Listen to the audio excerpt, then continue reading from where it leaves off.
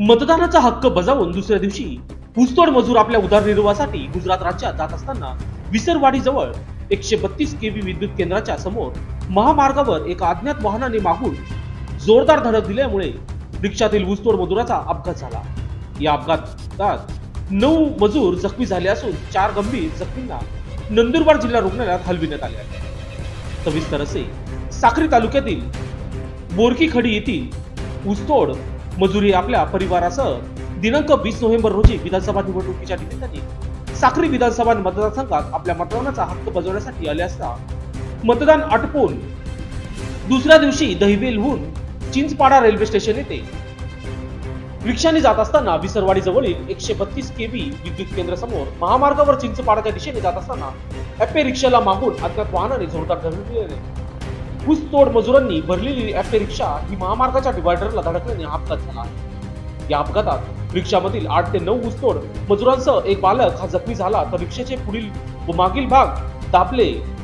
यात रिक्षाचे मोठे नुकसान झाले आहे। यावेळी सदर अपघाताची माहिती जगद्गुरू नरेंद्राचार्य महाराज रुग्णवाहिकेला मिळाली असता या रुग्णवाहिकेतून विसरवाडी ग्रामीण रुग्णालयात 8 ते 9 ऊसतोड मजुरांना उपचारासाठी दाखल केले। या उपचारानंतर वैद्यकीय अधिकारी व परिचारिका यांनी प्राथमिक उपचार करून अपघातामध्ये 4 ऊसतोड मजूर गंभीर दुखापती झाल्यामुळे त्यांना तत्काळ 160 रुग्णवाहिकेतून नंदुरबार जिल्हा रुग्णालयात हलविण्यात आले।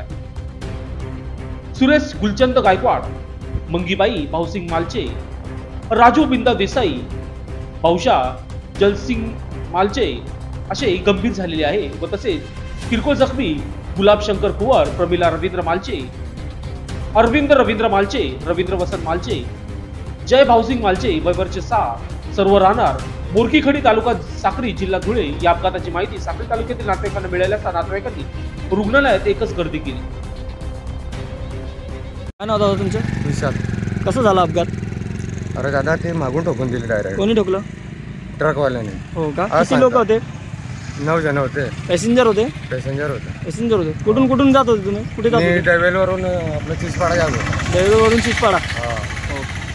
किती लोकांना लागलंय? 4-5 जणांना लागले। हो का?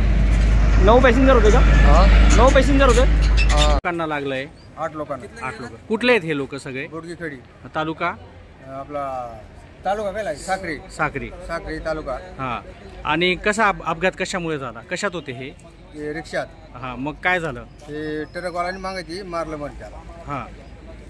पण मी पण नाही होतो तिथं। हां। रिक्षामध्ये। हां। बस मग तुम्ही। हां। ते बस ओव्हरटेक केली ना, मग मी बघलं मग यात आमचे सगळं आहे। हां। मी उतरून पाहिलं, मग माझ्या चालू बिवत आहे तिथं। हां। मग उकलून जमा टाका ॲम्ब्युलन्स मध्ये टाका। मग ते आता या 4 जणांना घेऊन गेले नंदुरबार। हां। आणि आपला इथं 2 का 4 जण आहेत। आणि हे कुठे गेले होते? कोण? हे ऊस तोडायला। कुठं?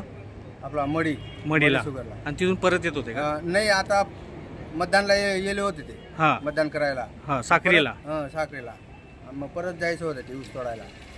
मग परत जावानंतर हे झालं। दादा कुठले आपण? हां, काय झालं? कुठं झालं ॲक्सिडेंट? कुठं झाला?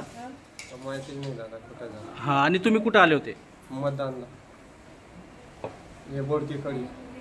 आणि मग तिथून मध्ये जातो। किती लोकांना लागलंय? 10-15 लोकांना।